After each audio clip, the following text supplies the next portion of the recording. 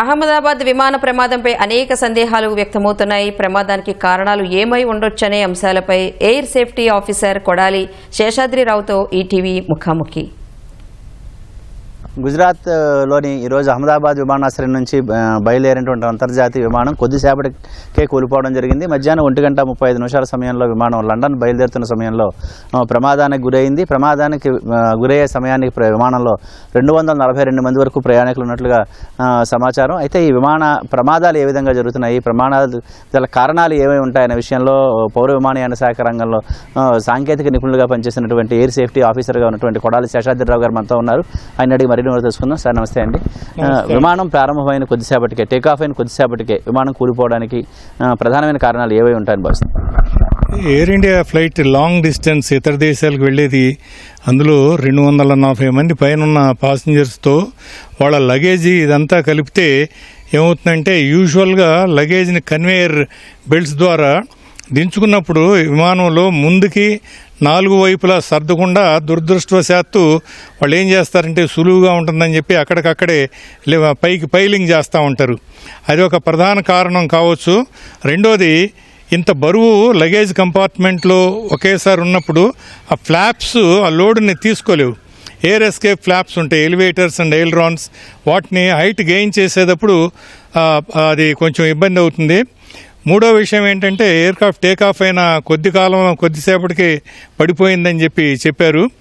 దానికి కారణం ఏంటంటే గెయిన్ అవుతూ ఉన్నప్పుడు ఇంబ్యాలెన్స్డ్ వెయిట్ ఉండి ఓవర్లోడ్ ఉండి, అది కూడా ఇతర దేశాలకు వెళ్ళేది కాబట్టి ఫ్యూయల్ కూడా విపరీతంగా ఉంటుంది దాంట్లో.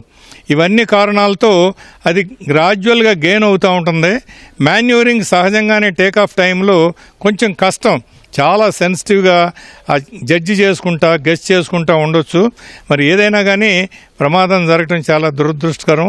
టెక్నికల్గా యథార్థం ఏమైందనేది ఆ బ్లాక్ బాక్స్ని రికవర్ చేస్తే కానీ మనకి తెలియదు. జనరల్గా ఎయిర్పోర్ట్లో గ్రౌండ్ లెవెల్ నుంచి హైట్ గెయిన్ చేసే టైంలో పక్షులు తిరుగుతూ ఉంటాయి. బర్డ్ హిట్ అనేది చాలా ప్రమాదకరమైంది. బర్డ్ హిట్ కూడా జరగవచ్చు. మూడోది ఏమిటంటే సడన్గా విండ్ కనుక టేకాఫ్ టైంలో ఆపోజిట్ డైరెక్షన్లో కాకుండా సైడ్ వేస్ కానీ క్రాస్గా కానీ విండ్ కనుక ఎస్కేప్ అయితే ఎయిల్రాన్స్ కింద నుంచి there is a possibility that aircraft ఏమవుతుందంటే కొంచెం ఇంబ్యాలెన్స్ అవుతుంది. మూడోది, కొంతమంది పైలట్స్ దురదృష్టవశాత్తు సఫిషియంట్ హైట్ గెయిన్ చేయకుండా ఒక నిర్ణీత స్థాయిలోకి వెళ్ళిన తర్వాత ముందు చూపుతోనే గెయిన్ చేస్తా మాన్యూరింగ్ చేసుకుంటూ టర్నింగ్ చేసుకుంటూ ఉంటారు.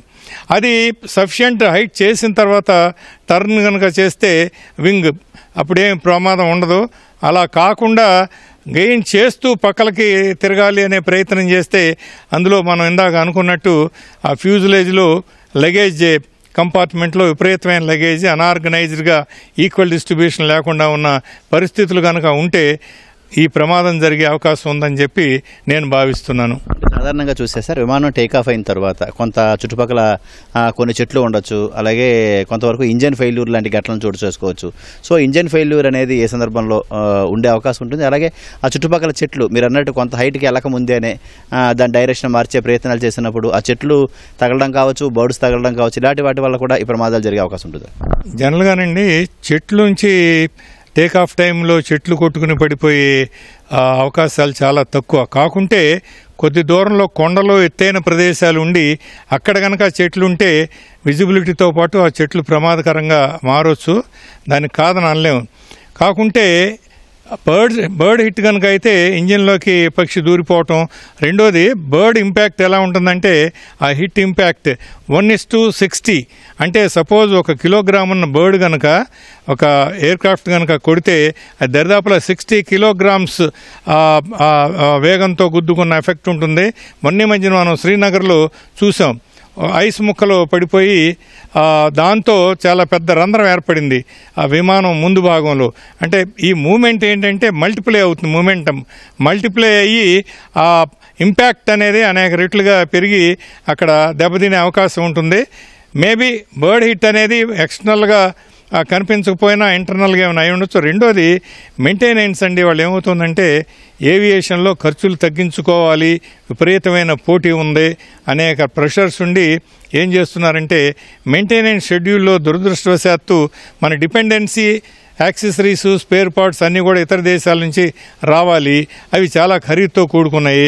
అందుకని చెప్పి దరిదాపులా నియర్గా టార్గెట్లో ఉన్నాయిసే 500 అవర్స్ చేసిన తర్వాత ఓ పర్టికులర్ పార్ట్ని, ఎలక్ట్రానిక్ పార్ట్ని మార్చాలి అని అనుకుంటే వాళ్ళు ఏం చేస్తారంటే 495 కదా, ఈ ట్రిప్తో 525 కదా అయ్యేది అని చెప్పి అలా కొంచెం నెగ్లిజెన్స్తో చేస్తూ ఉంటారు. లేకపోతే ఏమవుతుందంటే దానికోసం ఎయిర్క్రాఫ్ట్ మొత్తం గ్రౌండ్ చేయాలి. ఎయిర్క్రాఫ్ట్ మొత్తం గ్రౌండ్ చేయాలి అంటే అది మామూలు విషయం కాదు, అనేక నష్టాలు ఉంటాయి. మూడోది పైలట్స్ చాలా చోట్ల ఓవర్లోడెడ్గా, వాళ్ళ షెడ్యూల్స్ చాలా ఓవర్లోడెడ్గా ఉన్నట్టుగా తెలుస్తోంది. షార్టేజ్ అంటే ఏంటంటే వాళ్ళని రిపీటెడ్గా మ్యాన్ అవర్స్ ఎక్కువ ఉపయోగించుకునే పరిస్థితుల్లో కూడా వాళ్ళు కొంచెం అలర్ట్నెస్ దెబ్బతింటాం, తర్వాత వాళ్ళ కాన్సన్ట్రేషన్ దెబ్బతింటాం, సరైన రెస్ట్ లేకోకుండా రిపీటెడ్గా అగైన్ అండ్ అగైన్ డ్యూటీస్కి వెళ్తాం వలన డ్యూటీకి మధ్యలో ఎక్కువ గ్యాప్ లేకపోవడంతో కూడా ఇలాంటి ప్రమాదాలు జరిగే అవకాశాలు అక్కడక్కడ మనం వినవస్తున్నాము. ఏదేమైనప్పటికీ వీటిల్లో ఏమిటనేది ఇతమిద్దంగా ఇప్పటికిప్పుడు మనం చెప్పలేము. కాకపోతే ఆ ఇన్వెస్టిగేషన్ అయిన తర్వాత, బ్లాక్ బాక్స్ రికవరీ అయిన తర్వాత లాస్ట్ కమ్యూనికేషన్ మేడే అని మాత్రమే మనకు తెలిసింది. మేడే అనే కమ్యూనికేషన్ కాకుండా ఏదన్నా చెప్పగలిగితే what kind of help is expected or what is the situation, ఇలాంటి 2-3 పరిస్థితులు కనుక చెప్పగలిగితే మనకి ఇంకొంచెం క్లూ దొరుకుతుంది. వీటన్నిటికీ మనం వేచి చూడవలసిందే. ఇందులో ముఖ్యంగా పైలట్ ఎర్రర్ ఏ స్థాయిలో ఉంటుంది, ప్రధానంగా ఎర్రర్ ఏ సమయంలో ఎక్కువగా కనిపించవు? జనరల్గానండి అసలు ఫ్లయింగ్ అంటేనే టేకాఫ్ కనుక సజావుగా జరిగిందంటే అండ్ ఆ తర్వాత ల్యాండింగ్ వర్క్. ఇవాళ ఉన్న టెక్నాలజీ ప్రకారం ఈ ఇన్స్ట్రుమెంటేషన్ ఎలా ఉందంటే చాలా యాక్యురేట్గా ఇన్స్ట్రుమెంట్స్ మనకి వాట్ ఈజ్ ద సిచ్యువేషన్ అనేది అన్ని విధాలా చెప్తూ ఉంటుంది. తర్వాత ఫ్లైట్ ఆల్టిట్యూడ్ కనుక స్టెబిలైజ్ అయిన తర్వాత దరిదాపులా it's a going and happy going అనమాట. అన్లెస్ టర్బులెన్స్ ఏదైనా ఉండి ఎక్కడన్నా ఇబ్బంది కనుక ఉంటే అప్ అండ్ డౌన్స్ అవుతూ ఉంటారు, లేకపోతే వెరీ స్మూత్ సెయిలింగ్ అనమాట. మళ్ళా తరువాత డెస్టినేషన్ రావడానికి ఒక 15-20 మినిట్స్ ముందల వాళ్ళ ఫోకసింగ్ అంతా ఏంటంటే అప్రోచ్లో ఇన్స్ట్రక్షన్స్ తీసుకుని రన్వే నంబర్ తీసుకుని కంఫర్టబుల్గా దిగిపోతారు. ఈ లోపల వచ్చేది ఏంటంటే మెయిన్గా మనం టేకాఫ్ టైంలో లోడ్తో వెళ్తానికి అదేమవుతుందంటే ఇంజిన్లో ఉన్న ఓవర్లోడింగ్ అనేది నాకు అనిపిస్తోంది. ఎయిర్క్రాఫ్ట్లో ఉన్న ఓవర్లోడింగ్ అనేది కారణం ఏదైనా కానీ అనేక కారణాలు ఉంటాయి. మనం ఊహాగానాలు చేయటం అనేది సరికాదేమో. ఖచ్చితమైన సమాచారం వస్తుంది, ఫలానా అని చెప్పి మనం చెప్పలేము. మేబీ ఇదేంటంటే ఎండలు బాగా వస్తున్నాయి, వర్షాలు కూడా అప్పుడప్పుడు జరుగుతున్నాయి కాబట్టి చిరుజల్లు పడి దాంట్లో ఉన్న మట్టి కరిగి ఆ మట్టి ఫ్లాప్స్ దగ్గర ఉన్న హింజెస్ లోపలికి ఆ మూవింగ్ పార్ట్స్లో కనుక వెళ్తే తరువాత కనుక ఎండిపోయి అవి కొంచెం హార్డెన్ అయ్యే పరిస్థితి ఉంది. వీటిల్లో ఏదైనా కావచ్చండి.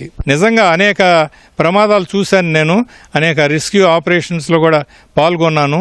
నాకు ఒకటే అర్థం కావట్లేదు, జనరల్గా ఎయిర్ ఇండియా ఇంత సేఫ్టీ మెజర్స్ తీసుకునేవాళ్ళు దీనిలో ఎలా జరిగిందంటే దురదృష్టం అని చెప్పుకోవాలి. చూద్దామండి, వేచి చూద్దాం. కారణాలు వచ్చే వరకు మనం ఊహాగానాలు చేయటం అనవసరం. ఓకే, ఇది ప్రొఫెసర్ శేషాద్రిరావు గారి అభిప్రాయం. కృష్ణా జిల్లా పోరంకి నుంచి కెమెరామెన్ సైదాతో శ్రీనివాస్ మోహన్, ఈటీవీ న్యూస్.